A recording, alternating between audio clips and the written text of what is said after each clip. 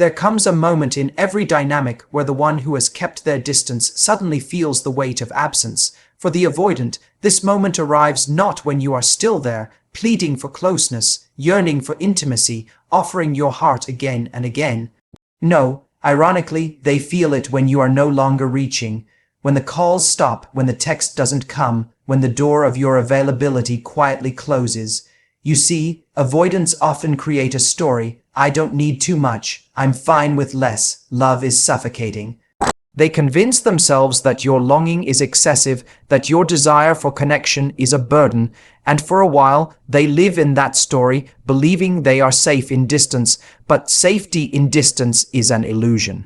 Because distance also robs them of the intimacy they crave, though they deny it.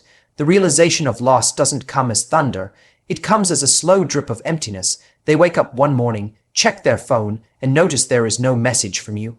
The familiar rhythm is broken, the certainty that you'll always be there vanishes. It's in that silence that they feel the echo of their own avoidance, and here is the paradox. Avoidance fear engulfment, but what they fear more, deep down, is abandonment.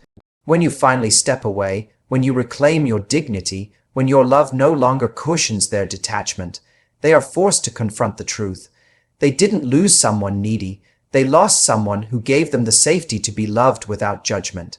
The moment they realize they lost you is not about regret alone, it's about clarity. Suddenly, they understand that love is not infinite without reciprocity. They recognize that you were not asking for too much. You were asking for the very thing relationships are built on: presence.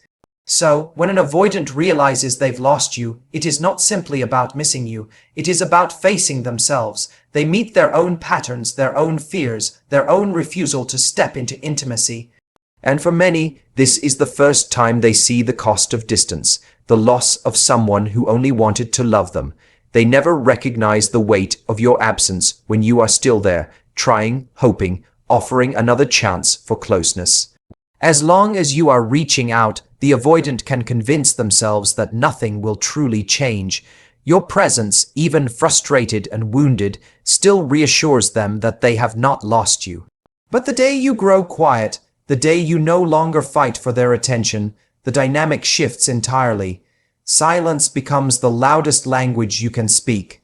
It is in that silence that they finally hear what they refused to hear in your words. I will not keep chasing what does not want to be caught. This is the paradox of love with someone who fears intimacy. They mistake your persistence for permanence. They take your repeated attempts as proof that you will never leave. They think the calls will always come, the apologies will always be accepted, and the door will always remain open. But love cannot survive on one person's effort. The absence of your voice, your warmth, your presence delivers a truth far sharper than any argument ever could. It tells them, without words, that the relationship has reached its limit. In the silence, their mind begins to replay the moments they dismissed, the times you asked for more connection, the times you felt unseen, the times you tried to explain your needs. They remember, but this time it is different. There is no one left to soothe their discomfort, no reassurance waiting on the other end of the line. Silence creates a void, and in that void, they begin to feel the very thing they once thought they wanted: distance. Only now, that distance is no longer chosen, it is enforced, and what once felt like safety suddenly feels like loss. The power of silence is that it strips away illusion. It shows them that you were not endless in your giving, that your heart was not theirs to take for granted indefinitely. They realize you had a threshold and they crossed it. Silence then is not punishment, it is revelation. It is the moment the avoidant realizes that love was never guaranteed. It lived in the space between two people, and once one steps away, the entire structure collapses. And in that collapse, they finally understand what they have lost. For the avoidant, distance often feels like protection. They believe that by keeping others at arm's length, they can escape the vulnerability that intimacy demands. It is a carefully constructed illusion. If I don't get too close, I can't get hurt. If I don't fully rely on someone, I cannot be abandoned. Yet what they fail to see is that this very strategy, the armor they wear, slowly robs them of the very thing they crave: connection. Distance may shield them from the fear of engulfment, but it also leaves them standing alone, untouched, unseen, and ultimately unfulfilled. When you are in their life, they think they can afford to pull away, retreat into silence, or offer crumbs of affection.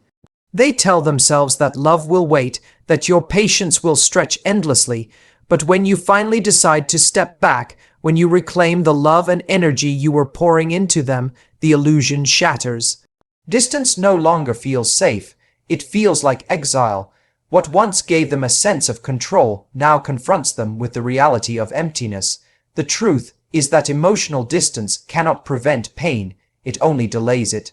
In fact, the avoidant often ends up suffering more deeply because the loss they eventually feel is not just about the absence of the other person, but the recognition that their very defense mechanism caused it.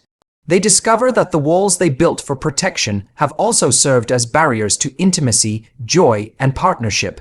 And when those walls leave them alone, they begin to realize that loneliness is far more frightening than closeness ever was.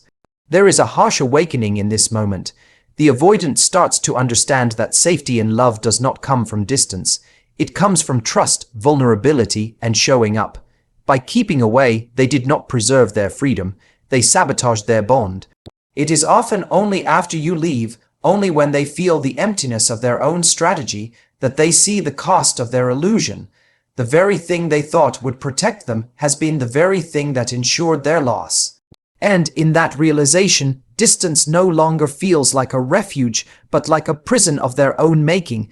The paradox within the avoidant heart is that while they run from closeness to avoid feeling trapped, what they fear even more deeply is being left behind. On the surface, they resist intimacy, convinced that too much connection will suffocate them. They guard their independence fiercely, often mistaking it for strength. But beneath that surface lies a quieter, more vulnerable truth. Abandonment is the wound that terrifies them most. This contradiction creates a cycle that not only confuses their partner, but ultimately betrays their own deepest desires. When you lean in, offering affection, vulnerability, and consistency, they retreat. They perceive your closeness as pressure, as if your love demands more than they can give. They tell themselves that stepping back keeps them safe. Yet, in reality, this very withdrawal feeds the possibility of the outcome they dread most, losing you. They build walls to protect their heart, not realizing that those walls also keep love from entering. And when you finally step away, they are forced to face the truth that avoidance does not save them from pain, it guarantees it. The moment you are gone, the dynamic shifts. Suddenly, they are not wrestling with the fear of being engulfed by your love. They are left with the emptiness of its absence. The silence, the lack of your presence, strikes deeper than any closeness ever did. They realize that what they feared was never your love. It was their own inability to receive it. They see that you were not trying to take away their freedom. You were offering them belonging, partnership, and safety. And in pushing it away, they created the very abandonment they were running from. This paradox is a cruel teacher. It shows the avoidant that you cannot both resist intimacy and expect love to stay. They wanted the security of knowing you would always be there, but without the cost of vulnerability. They discovered too late that love cannot exist without risk, without showing up fully. By protecting themselves from the possibility of being hurt, they created the reality of being alone. In that moment of realization, the avoidant is confronted with the deepest irony. The abandonment they feared was never yours to deliver, it was theirs to create. So often, the avoidant convinces themselves that the problem lies in the other person wanting too much. They label your desire for connection as excessive, your requests for closeness as unreasonable, your longing for consistency as pressure. It becomes easier for them to believe that you are demanding, rather than to confront their own resistance to intimacy.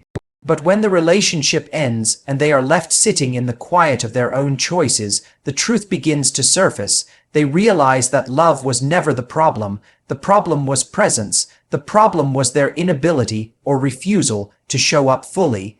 You are not asking for extravagant displays or endless sacrifice. You are not asking for something extraordinary. You are asking for the basics of a healthy relationship, a partner who listens, who responds, who cares in return. Yet, in the avoidance mind, even these essentials feel like too much because they equate presence with danger. To them, being fully available means risking rejection or losing control. So instead, they give half-hearted gestures, withholding the very thing that keeps love alive. When you finally walk away, this truth confronts them in a painful way. They look back and realize that your requests were not a burden, but an invitation to share life, to share intimacy, to share the small and simple joys of togetherness. They see that you weren't needy, you were human. What you asked for was not more than what love requires, it was exactly what love needs to grow. In losing you, they recognize that presence, consistent, grounded, emotional availability, was the currency of connection, and it was the very thing they failed to offer. This realization cuts deeply because it dismantles the story they told themselves. It is no longer about you being too much, it is about them giving too little, and it forces them to confront a truth that avoidance has always shielded them from. Relationships are not sustained by love in theory, but by love in action. By not showing up, they discover that they didn't just lose a partner, they lost the chance to experience the depth of intimacy that only presence can bring. And this is a loss that lingers long after the relationship has ended. When the avoidant finally realizes they have lost you, the deepest confrontation begins, not with you, but with themselves. Loss becomes a mirror, and in that mirror, they are forced to see what avoidance has cost them.